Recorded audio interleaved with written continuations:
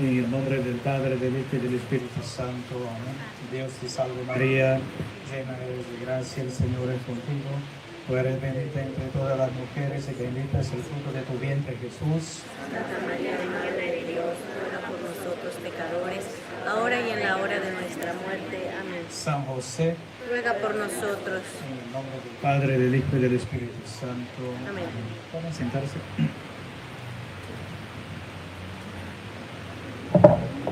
Bien saben ustedes que yo soy obispo brasileño, soy de Brasil y estoy todavía estudiando un poco el español. Pero si no comprenden, si no entendemos, Señor, no entendemos nada de lo que habla usted.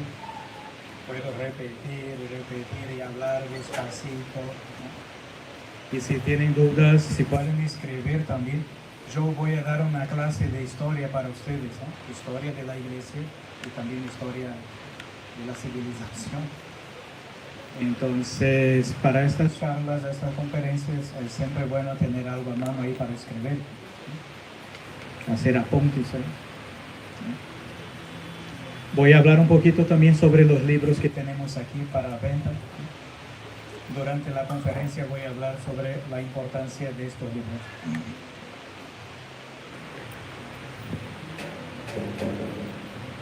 Voy a hablar sobre todo un poco sobre la historia del movimiento tradicionalista, como dice, ¿no?, durante el sermón, la homilía, ¿no? ¿Por qué nosotros celebramos la misa en latín? ¿Por qué utilizamos sultana todavía, los padres, los obispos, ¿no? Y ¿por qué la misa tradicional? ¿Por qué las costumbres tradicionales? Todo eso, ¿por qué conservamos, mantenemos estas tradiciones? Entonces voy a explicar un poquito hoy para que comprendan. Nuestra parroquia, nuestra capilla aquí es distinta, es diferente de las otras, ¿no?, del pueblo. Y las otras capillas tienen la nueva misa, ¿no?, costumbres distintos, diferentes y cosas, como dice, cosas diferentes de lo que hace o lo que hacía la Iglesia Católica, ¿no? Y cuando empezaron estos cambios y todo esto, vamos a hablar un poquito hoy.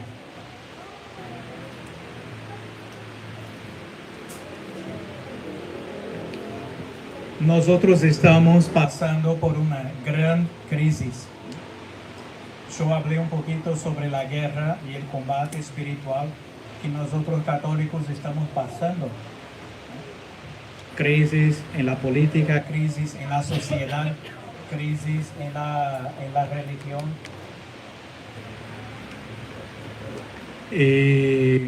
Crisis, ¿no?, sobre todo una crisis religiosa, crisis moral y doctrinal en la iglesia. Y los católicos tienen que saber, tienen que conocer estas cosas. Es una obligación, es obligatorio a todos los católicos estudiar y conocer la doctrina católica. Está ahí en el examen de conciencia. Está, si nosotros olvidamos de estudiar el catecismo, si olvidamos de estudiar la doctrina católica, pecamos, es pecado. No conocer la doctrina católica es pecado. No conocer los mandamientos de la ley de Dios, no conocer los mandamientos de la iglesia es pecado. Y si no enseñamos la doctrina católica a nuestros hijos, también pecamos. Entonces está bajo pecado mortal, ¿no?, conocer la religión, la historia de la religión, conocer a Jesucristo, su doctrina. Entonces es una obligación para todo católico. Claro que los sacerdotes tienen más obligación, ¿no?, de estudiar, pero los fieles también son obligados a mínimo conocer el catecismo. ¿Sí?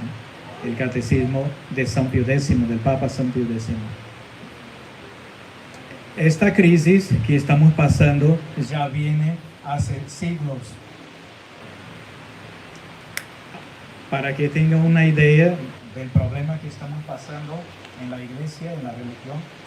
Por ejemplo, en el siglo XVI, durante esta época moderna, desde el siglo XVI, 1500, hasta el año 2000 que estamos, ¿no? Tuvimos solamente 2 papas santos canonizados por la Iglesia Católica. 2.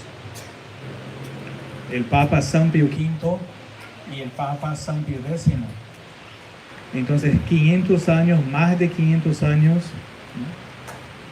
¿no? Y tenemos solamente 2 papas canonizados por la Iglesia Católica.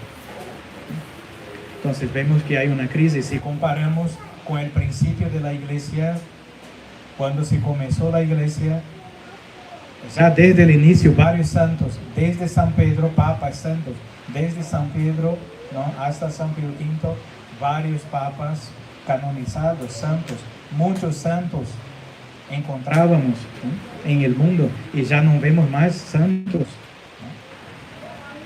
¿no? Y defensores de la doctrina católica. Entonces, esta crisis, y el Papa San Pío V no hay que olvidar, el Papa San Pío V fue el Papa que elaboró, que preparó y que condicionó esta misa que nosotros celebramos hoy. Esta misa que el obispo celebró hoy aquí en la capilla tiene 500 años, más de 500 años que celebramos la misa tridentina, misa tradicional o misa de San Pío V, del Papa San Pío V. Y esta misa que ya tiene más de 500 años, pero celebraban esta misa los apóstoles también. El propio San Pedro celebraba la misa tradicional como celebramos hoy. También por eso que no aceptamos estos cambios, no la misa nueva, porque fue algo hecho ahí en los años 60, pero no tiene aprobación de los papas verdaderos y de los santos católicos, ¿no? La nueva misa es una misa fabricada en los años 60, vamos a hablar un poquito sobre eso, ¿no? Pero no tiene tradición en los apóstoles. Hay una época, estudiamos ahí en la historia, cuando estamos en el colegio, en las escuelas, estudiamos la época moderna, que es después, que empieza después del medioevo, ¿no? De la Edad Media. Entonces, prácticamente después del siglo IX, de los doctores de la Iglesia, ¿no? Empieza un tiempo llamado de la Renacencia o Renacimiento, que es volver con el paganismo, olvidarse un poco de las Sagradas Escrituras, de la vida de los santos, y empezar a estudiar más las obras paganas, ¿no? Como Ilíada de Homero y otras obras paganas de los griegos, de los paganos, volver a la mitología griega, ¿no? Y por eso que en el Vaticano, si procuran ustedes, las pinturas influenció muchísimo la religión, el arte, ¿no? Entonces, en la Capilla Sistina, que es famosa, ahí en el Vaticano, hay dibujos, hay pinturas de hombres ahí desnudos, mujeres también, esculturas, imágenes, como de los griegos, ahí cosas, desnudos ahí, era la moda. Cosas que la iglesia ni imaginaba ni pensaba en estas cosas. Entonces ya algo del mundanismo, del paganismo, ya invadió la iglesia con aprobación de los papas, de los religiosos de la época. Nos escandalizamos hoy, pero a 500 años atrás, 400 años, ya estaban estos problemas en la iglesia. Y muchos aceptaron, ¿no? El arte está bonito y todas esas cosas, pero son cosas humanas. El humanismo empieza con el Renacimiento, viene el humanismo también, y después la Revolución Francesa. La Revolución Francesa ya fue un desastre. Vino ahí el ateísmo, los derechos del hombre en contra de los derechos de Dios. Entonces, primero el hombre, Dios no. En Francia, la Revolución Francesa fue tremenda, un poco como que sí pasó en México, en la guerra, en la cristiada, ¿no? Con los cristeros aquí en contra del Estado, del gobierno masónico, ateo, ¿no? Empezaron a pelear los católicos, los cristianos, contra las autoridades masónicas, ¿no? Y en Francia, entonces los mexicanos el gobierno mexicano tiene esta inspiración de la Revolución Francesa. En la Revolución Francesa se dice guillotina, ¿no? Entonces guillotinaron ahí varios sacerdotes religiosas. Hay películas interesantes de religiosas que fueron guillotinadas, murieron por Cristo, por la religión, en Francia ya. En 1789, creo, y después aquí en México, en 1930, 20 y 30, esta persecución también, gracias a esta Revolución Francesa. Antes de la Revolución Francesa, hubo en Inglaterra la fundación, empezó la masonería. La masonería es una sociedad secreta que está en contra de la religión, en contra de la monarquía católica, de los reyes católicos. Entonces, la intención de la francmasonería es destruir la religión cristiana católica y destruir las monarquías católicas. Por eso que nosotros no tenemos más reyes católicos. Tenemos repúblicas democráticas. Entonces, las repúblicas democráticas es el gobierno del anticristo. Entonces, si nosotros tenemos reyes católicos en varios países del mundo, reyes católicos, el anticristo no puede gobernar el mundo si los reyes de todo el mundo son católicos. Entonces es necesario destruir todas las monarquías católicas, acabar con los reyes católicos, poner democracias, presidentes masones para después elegir al anticristo. Entonces las repúblicas democráticas es un apoyo para el gobierno del anticristo. Y por esto que la masonería, ¿no?, en 1789, ¿no?, empezó una guerra en Inglaterra y después por todo el mundo contra la Iglesia Católica y contra los reyes y las monarquías católicas. El primer problema que creó la masonería fue en Francia y guillotinaron, mataron los reyes, ¿no? San Luis, ¿no?, María Antonieta, toda la monarquía, ¿no?, fue asesinada. Y ahí empezó la República Democrática en Francia con los derechos del hombre en contra de los derechos de Dios. Entonces ahí empezó una guerra abierta contra Dios.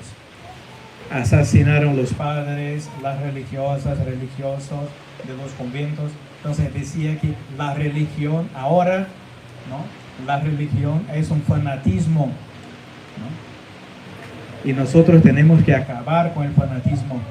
La religión es cosa del medioevo, de los medievales. Entonces nosotros que somos los iluministas, los iluminados, los revolucionarios, tenemos que aplastar y destruir y acabar con esta forma de fanatismo que es la religión, Dios y la religión. Entonces, Dios es una mentira, es una idea, ¿no?, para oprimir, para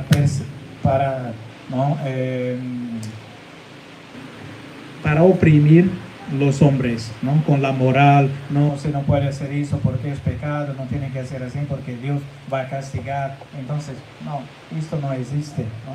Nosotros somos libres para hacernos todo. Por eso que estamos en esta sociedad que se puede hacer todo, asesinar niños en el vientre, ¿no?, de las madres, con el aborto, las drogas, contracepción, planificación, ¿no?, y matrimonios homosexuales, bestialismo, todo se puede hacer porque el hombre es libre, ¿no? Y esta cosa de Dios, de la moral católica, esto ya no queremos más. Dios, la idea de Dios es algo malo para los modernos.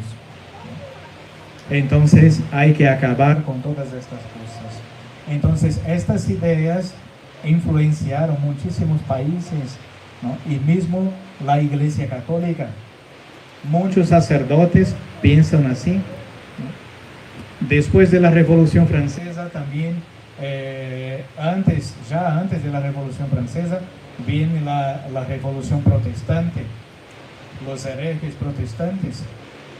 en contra también de la Iglesia Católica. Martín Lutero era un sacerdote de la Iglesia Católica, miembro de la Orden de los Agustinos, y se revoltó, creó una revolta contra la Iglesia Católica, y entonces empezó a inventar o a crear nuevas sectas y religiones. Entonces ahí hay muchos, ¿no? En Brasil hay la Universal del Reino de Dios, ahí Pare de Sufrir, y todas esas payasadas ahí vienen ya de la Revolución Francesa o de la Revolución Protestante de Lutero. En Inglaterra también los ingleses, con el rey, el monarca Enrique VIII, empezó también una nueva religión llamada anglicanismo, y varios países el luteranismo, y varias sectas estas contrarias a la religión católica. O sea, vemos que mucha gente ya estaba en contra de la religión de Dios, de Jesucristo, que es la religión católica. Y uno de los enemigos más importantes también que no podemos olvidar es el judaísmo. Ustedes saben que los judíos mataron a nuestro Señor Jesucristo. El pecado que se llama deicidio, de asesinar el propio Dios, fue hecho por los judíos. Y los judíos mataron a Cristo por envidia, porque no lo reconocieron como el Mesías verdadero. Entonces, durante siglos y siglos y hasta hoy, sigue una persecución, tienen una persecución muy grande en contra de la Iglesia Católica, contra la Iglesia Católica, ¿no? Los judíos que crearon o que fundaron la masonería. La masonería es un brazo del judaísmo.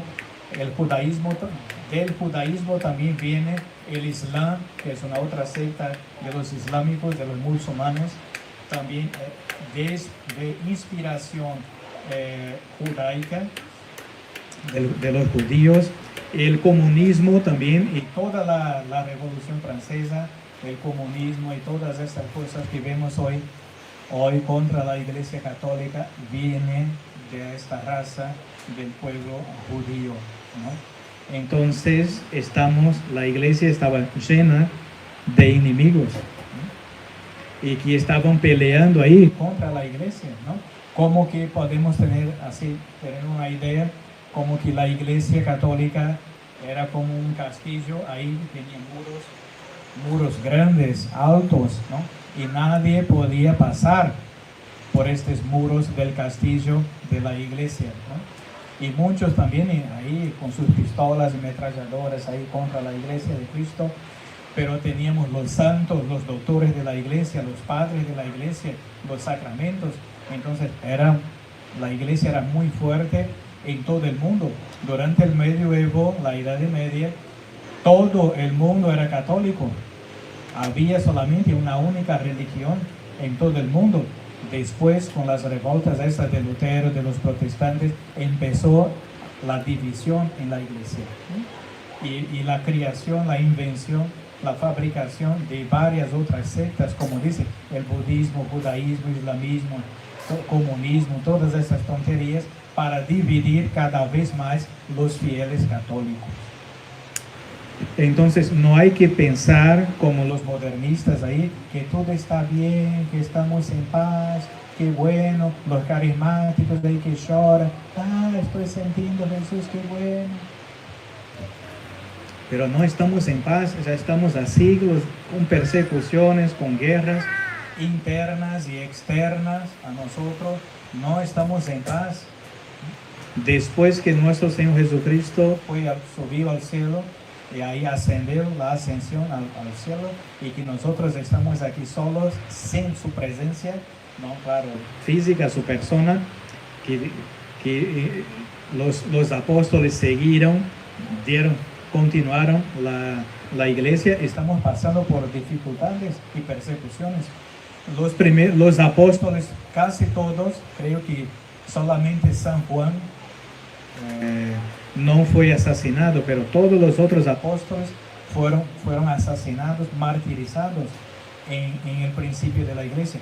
Todos los santos del principio fueron mártires, murieron, ¿no? Y nosotros hasta hoy sufrimos persecución, entonces no estamos en paz. Entonces todas estas revoltas, todas estas influencias ya estaban en la iglesia durante muchos siglos, ¿no? El modernismo, lo que pasamos hoy, no es una herejía moderna nueva, es un conjunto de varias herejías, ¿no? Juntas. Entonces, después de la Revolución Francesa, entonces tenemos una cosa muy grave, una herejía también, pero que no empezó afuera de los enemigos de la iglesia, sino adentro. Entonces, acuérdense que yo hablé de un ejemplo como que la iglesia es un castillo, ¿no? Con su fortaleza, con sus muros, murallas ahí, grandes y fuertes. Entonces, los enemigos antes estaban afuera y atiraban y practicaban en contra de la iglesia. Pero los enemigos de la iglesia pensaron, no vamos a conseguir destruir la iglesia desde afuera. Es muy poderosa la iglesia. Nosotros tenemos que entrar en la iglesia. Por ejemplo, ¿no? Martín Lutero, que hablé aquí, que empezó la Reforma Protestante, Martín Lutero salió de la iglesia católica y fundó su secta llamada luteranismo, la iglesia luterana. Entonces los enemigos de la iglesia pensaron, no, nosotros no tenemos que salir de la iglesia católica, vamos a estar dentro de la iglesia, pero enseñando herejías, ¿no? Cosas, novedades, cosas malas, pero como católicos, vestidos de católicos, vamos a utilizar la sotana, ¿no? Fingir, mentir que somos curas y obispos, pero enseñar a la gente las nuevas doctrinas que tenemos. Ahí fue más difícil para nosotros, para identificar. Hoy no sabemos quién es católico o quién no es católico. Uno entra en la iglesia, a principio si parece una iglesia católica muy bonita, antigua incluso, si parece muchísimo con la iglesia católica, entonces vamos a ir a rezar. Y cuando empieza la misa, ya es una misa distinta de la misa tradicional. Entonces, ustedes que ya participaron, que fueron ahí en la nueva misa y vienen con nosotros, se ve que hay una diferencia, ¿no?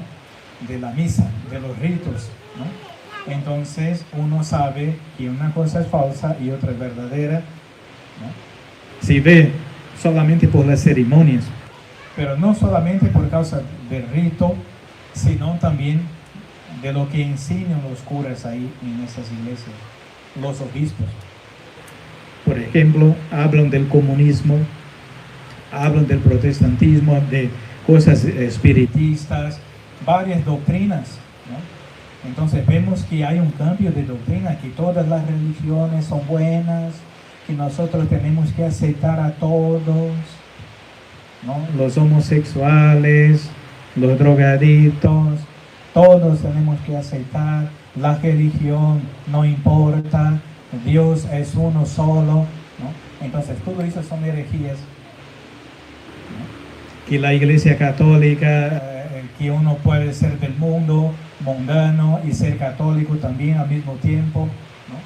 Entonces estas cosas no son católicas. Entonces vemos que hay diferencias en los ritos, las ceremonias, la misa que ha cambiado y también en la doctrina, ¿no? Que la religión católica no es la religión verdadera, que todas las religiones son buenas. Entonces todo eso son falsos, falsas enseñanzas, ¿no? Entonces vemos que los enemigos están ya dentro de la iglesia católica. Entonces varios sacerdotes y mismo obispos empezaron a enseñar una doctrina llamada el liberalismo. El liberalismo dicho católico, pero no es católico. Entonces que todos tienen, ¿no?, que ser católicos solamente en la iglesia, ahí podemos ser católicos, rezar y todo, pero en la sociedad civil no hay que ser católico. Los tribunales, las leyes no tienen que ser católicas. Por ejemplo, en Brasil ahora está un debate, están debatiendo, hablando sobre el tema este del matrimonio de los homosexuales, ¿no? Si vamos a aprobar o no.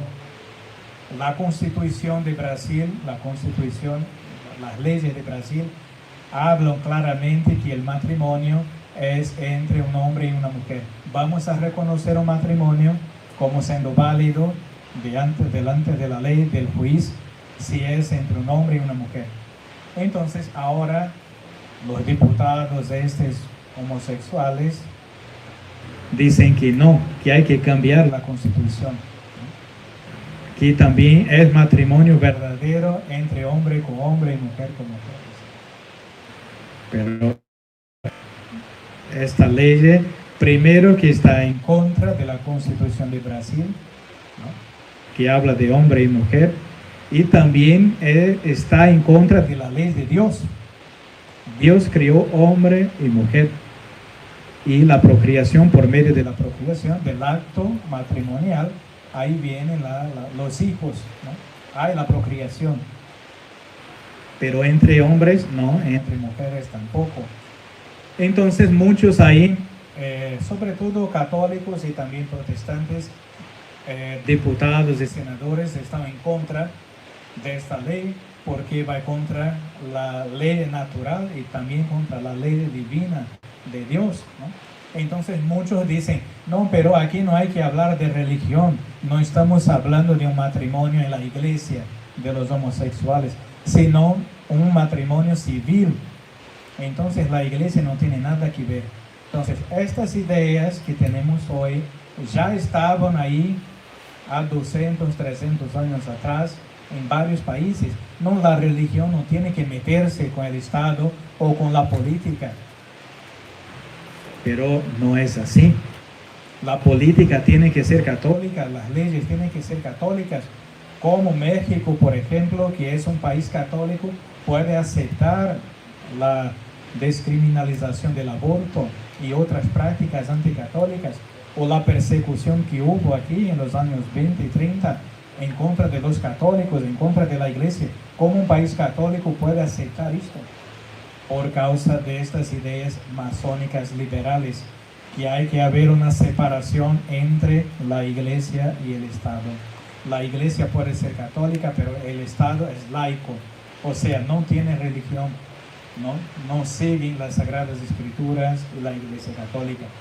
Entonces todo esto es un problema, y los padres y sacerdotes apoyaban esto, los sacerdotes liberales, ¿no?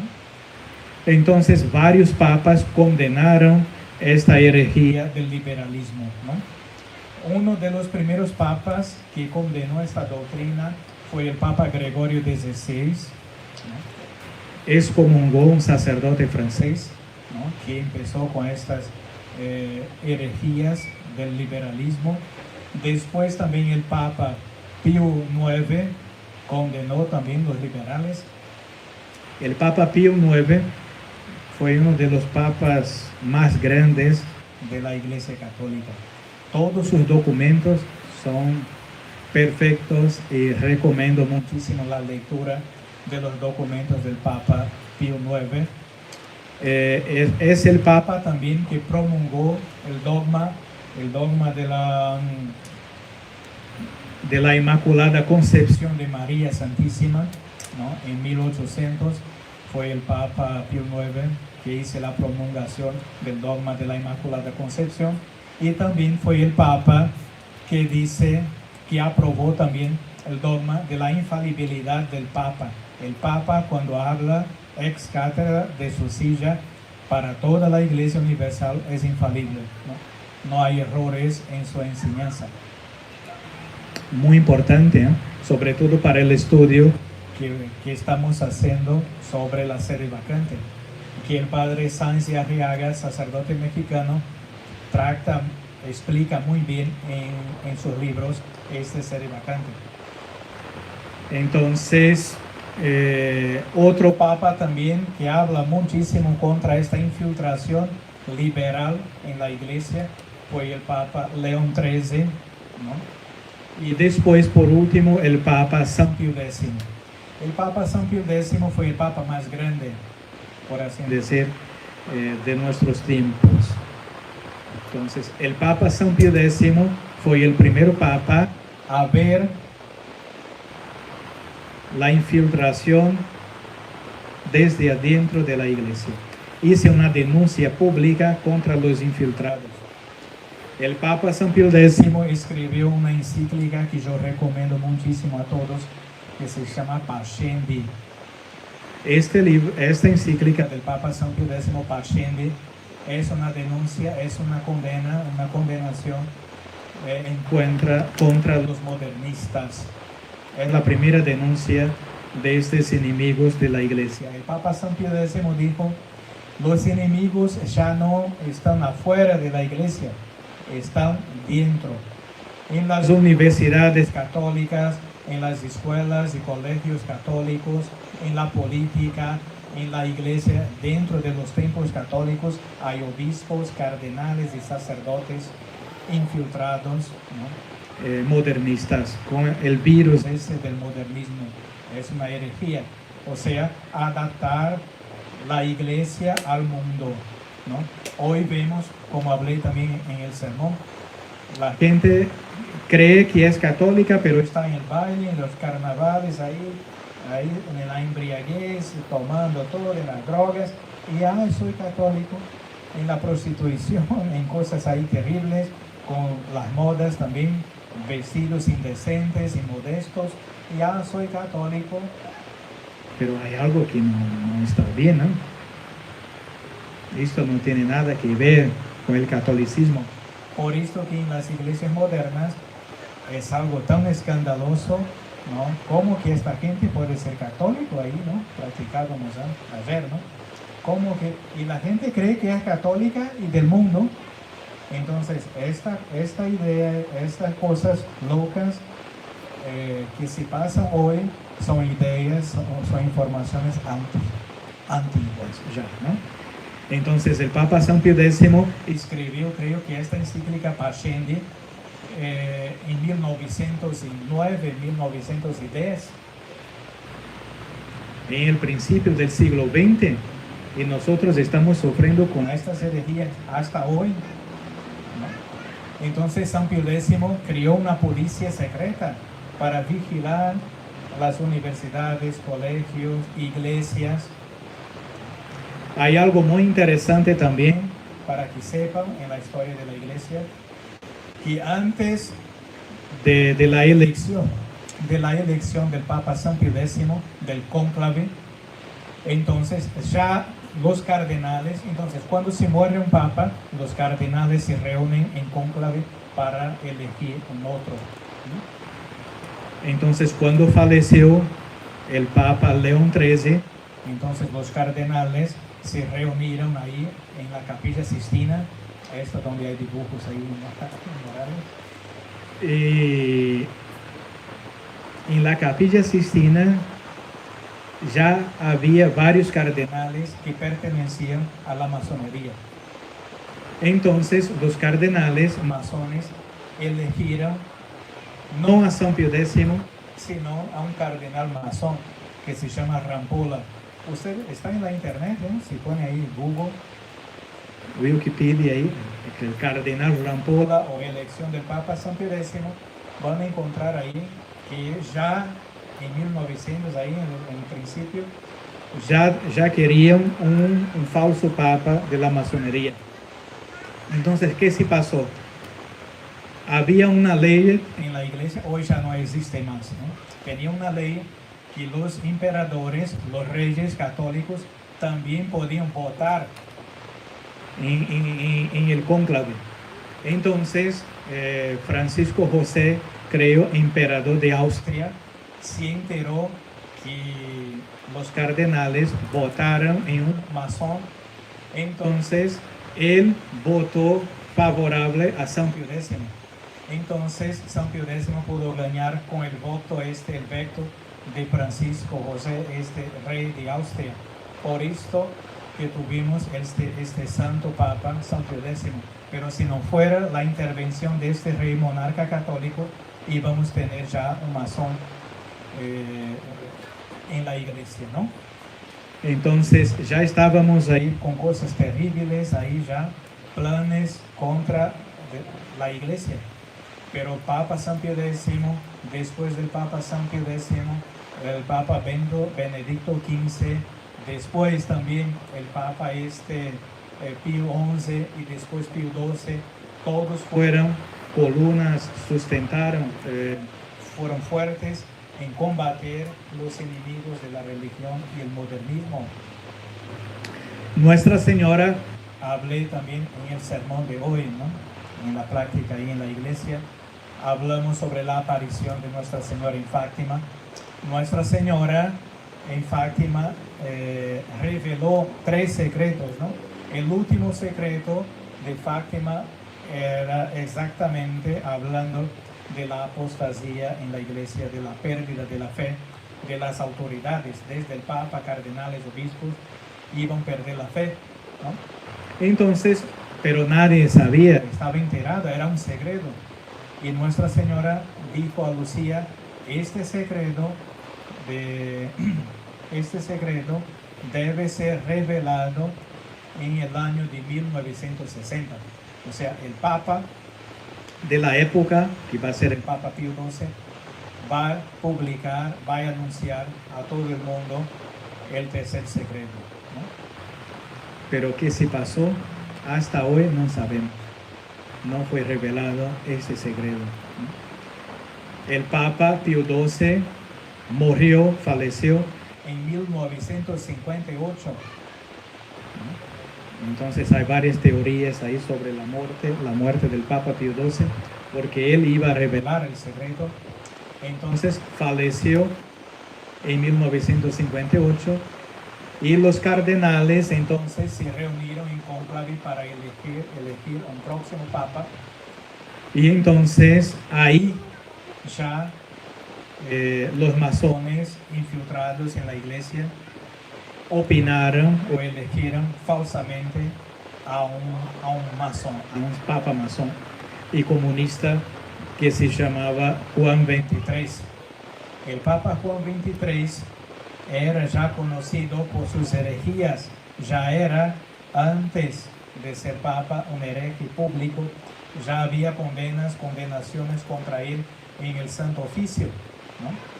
El Santo Oficio es la Inquisición de la iglesia, ¿no? Es un órgano para investigar, de investigación, ¿no? Sobre estos temas de herejías. Entonces Roncalli, que se llama, ¿no? Roncalli, Juan XXIII, entonces asumió, lo aceptaron, reconocieron como papa. Entonces fue Juan XXIII que empezó la demolición de la iglesia, ¿no? Y fue el primero que empezó el Concilio Vaticano II, entonces con el aggiornamento, que es un término italiano, para adaptar, ¿no? La religión católica al mundo moderno. Entonces Juan XXIII preguntaron a los cardenales y obispos a Juan XXIII en el año de 1960, y usted, su santidad, no va a revelar el tercer secreto de Fátima. Y Juan XXIII dijo que no, que él no era un profeta de desgracias y que el tercer secreto habla de muchas desgracias y que él no va a hablar sobre esto. Él, al revés, va a hacer un concilio para modificar, para cambiar toda la estructura de la Iglesia Católica. Entonces, el Concilio Vaticano II empieza en 1962. Varios obispos cardenales estaban en contra de estos cambios, pero Juan XXIII era una marioneta de la masonería, de los judíos, de los enemigos de la iglesia. Entonces siguió con este plan de destrucción del catolicismo. Entonces, uno de los primeros sacerdotes, creo que el primer sacerdote a hablar contra de estos cambios fue el padre Joaquín Pablo, padre, sacerdote y doctor en teología, Pablo Joaquín Sáenz y Arriaga, un sacerdote mexicano de Acapulco. Él hizo una primera denuncia, se reunió con varios obispos y sacerdotes y escribieron un libro. Todavía no tengo este libro, pero voy a hacer copias. Estos libros son muy difíciles, son raros para encontrar, no se venden más, están prohibidos, esos libros no se pueden vender. El padre Sáenz y Arriaga fue excomulgado por Pablo VI, por el modernismo, porque hizo esas denuncias contra el Vaticano. Entonces el padre Sáenz escribió un libro primero llamado Complot contra la Iglesia, ¿no? Creo que tal vez en la internet ustedes pueden comprar, tal vez en Mercado Libre, no sé, o en librerías de libros antiguos. Entonces se llama Complot contra la Iglesia. Hay un seudónimo que no puso su nombre, Maurice Pinet. Y ahí en este libro hay la denuncia de infiltración en la iglesia, sobre todo de los judíos y de los comunistas que ya estaban infiltrados en la iglesia. Y este libro lo distribuyó ahí el padre Sáenz y Arriaga, distribuyó a los padres y a los cardenales durante el Concilio Vaticano II, pero no escucharon, no leyeron este libro. Entonces el padre Sáenz y Arriaga escribió el primer libro que se llama La Nueva Iglesia Montiniana, ya con Pablo VI. Juan XXIII falleció en 1963, creo, un año después del concilio, de la apertura del Concilio Vaticano II, y después elegieron a un otro falso papa, un judío, bien terrible, que se llama Montini, Juan Bautista Montini o Pablo VI. Y Pablo VI entonces llevó ahí la revolución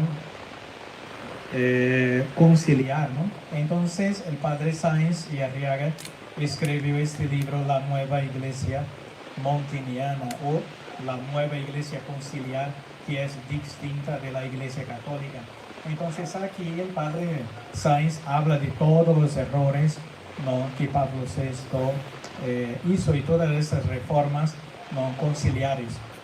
Pero todavía no tenía la noción de la sede vacante, o sea, que la silla de Pedro, que es la sede apostólica, estaba vacante, o sea, que no teníamos papa, ¿no? Que este hombre que está ahí vestido de blanco, que se dice que es papa, pero no es papa de la Iglesia Católica, es un enemigo de la Iglesia Católica, está infiltrado.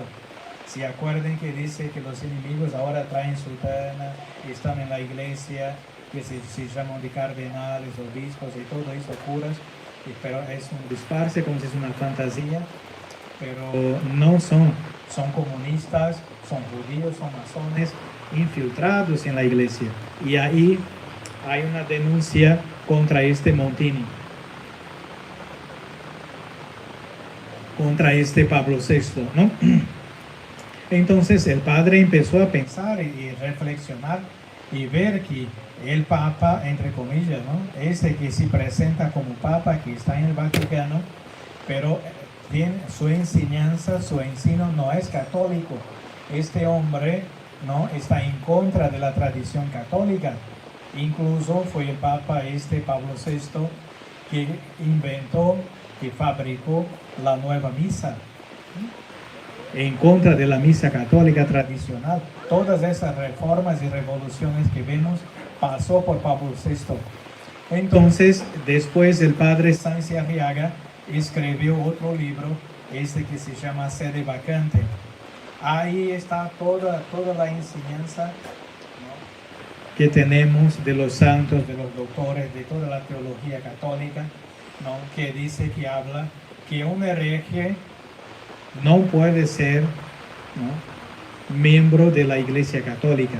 Cuando uno es hereje, ¿no?, o sea, apostata, pierde la fe, ¿no?, está en apostasía, renuncia pública de la fe católica, ya no pertenece más a la Iglesia Católica. Entonces, si Pablo VI, Juan XXIII Wojtyla, es Juan Pablo II, Benedicto XVI, Francisco, si ellos, ¿no?, están en contra de la fe católica, ¿no?, sus enseñanzas son heréticas, son falsas, entonces ellos no son miembros más de la Iglesia Católica, están excomungados, están fuera de la Iglesia Católica, ¿no? Estos hombres no son más la autoridad. Nosotros no tenemos que seguir a estas falsas autoridades. Entonces ahí en estos libros hay todos esos argumentos, a las veces necesitamos para practicar o hablar con la gente o explicar nuestra posición y situación, pero ahí ustedes van a tener los argumentos, ¿no?, principales. Hay otros libros también que estoy intentando publicar y editar, entonces son copias de los libros antiguos del Padre Sáenz, que ya no se publica más, pero que ahí estamos con ese trabajo de divulgación del Padre Sáenz, fue muy importante. Los mexicanos, los sacerdotes y obispos mexicanos resistieron más, ¿no?, que varios otros sacerdotes y padres, obispos de otras partes del mundo. México es conocido por el tradicionalismo, por el movimiento católico, sede vacantista, ¿no? Entonces, queridos fieles, ya para encerrar, porque estamos muertos ahí de hambre, ¿no? Necesitamos comer. Ese obispo habla mucho. Entonces, pero para que vean que es toda una historia de fatos y acontecimientos, de cosas que sí pasan, ¿no?, y que tenemos que saber. Entonces, a partir del Concilio Vaticano II, de la nueva misa y de todas estas ideas, ¿no?, modernas, modernistas, herejías, muchos católicos tuvieron que sí posicionar en sus parroquias, en sus diócesis. Entonces muchos católicos decían, yo no voy más a esta misa, donde la gente baila y hay una fiesta ahí, y es una cena, pero ya no es más el santo sacrificio de la misa, el Calvario ahí ya no es más. Entonces no voy ahí. Muchos católicos salieron de la iglesia por causa de estos cambios. Entonces varios sacerdotes y obispos, como Monseñor Marcel Lefebvre en Francia, Monseñor Antonio de Castromalle en Brasil, Monseñor Tuc de Vietnam también, y varios obispos y sacerdotes estaban en contra de estos cambios, y de ahí vienen los sacerdotes y obispos, ¿no?, que tenemos actualmente. Entonces, los obispos que trabajan con nosotros y los sacerdotes que trabajan con nosotros vienen de una sucesión apostólica de estos obispos que no aceptaron el Concilio Vaticano II y siguieron con los ritos antiguos y tradicionales sin cambios, ¿no? Entonces, por ejemplo, Monseñor Marcel Lefebvre en Francia consagró 4 obispos, ¿no?, sin la autorización de Juan Pablo II, porque Juan Pablo II estaba en contra. Juan Pablo II quería obispos modernistas, y Monseñor Lefebvre dijo, no, voy a consagrar obispos tradicionales. Entonces rompió con Roma, ¿no?, públicamente, y consagró 4 obispos. Entonces los que son sacerdotes hoy o obispos vienen de estas líneas de sucesión. Por ejemplo, yo fui ordenado sacerdote en Brasil por uno de estos obispos que consagró Monseñor Marcel Lefebvre. Un obispo de Inglaterra llamado Monseñor Williamson, Richard Williamson, fue quien me ordenó sacerdote.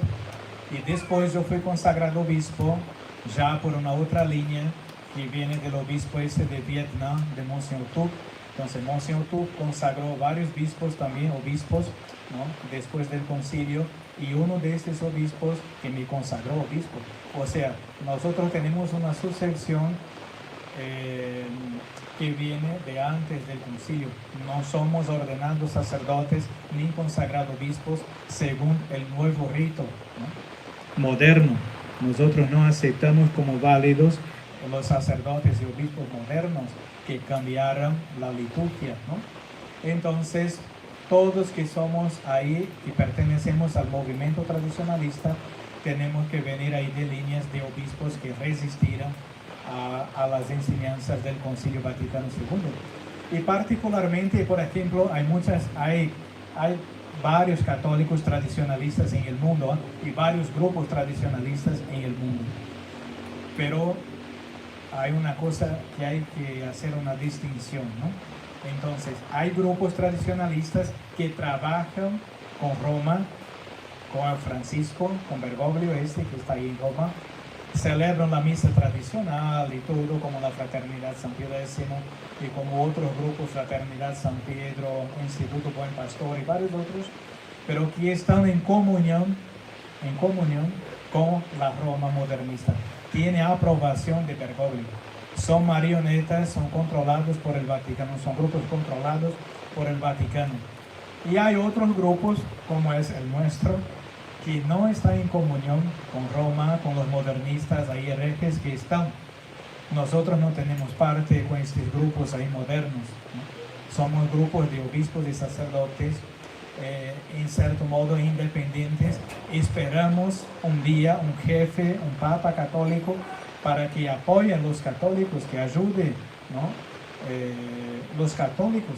Pero hasta el momento ninguno de estos pseudos papas que están ahí o obispos en las diócesis del mundo, no vemos ellos como católicos o que apoyan o que enseñan o que tienen prácticas católicas, ¿no? Todos están involucrados ahí con estas herejías modernas.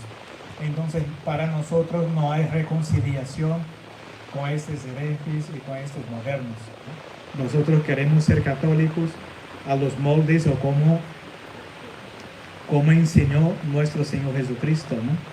Como está en las Sagradas Escrituras, como está en la tradición, en el magisterio de los papas antiguos, todos. Nosotros no aceptamos ni deseamos ningún cambio. La Iglesia de Cristo tiene que ser la misma fe, los mismos sacramentos, no uno solo bautismo, una sola fe católica. No hay dos fees católicas, no hay dos bautismos, sacramentos distintos, doctrinas distintas, no. Entonces, queridos fieles, para terminar, vamos a estar ahí en esta pelea, en esta lucha, pero va a ser difícil, mucha gente no comprende, no acepta, no va a aceptar, va a empezar una persecución contra nosotros, mismo entre nuestros parientes y familiares van a estar en contra de nosotros.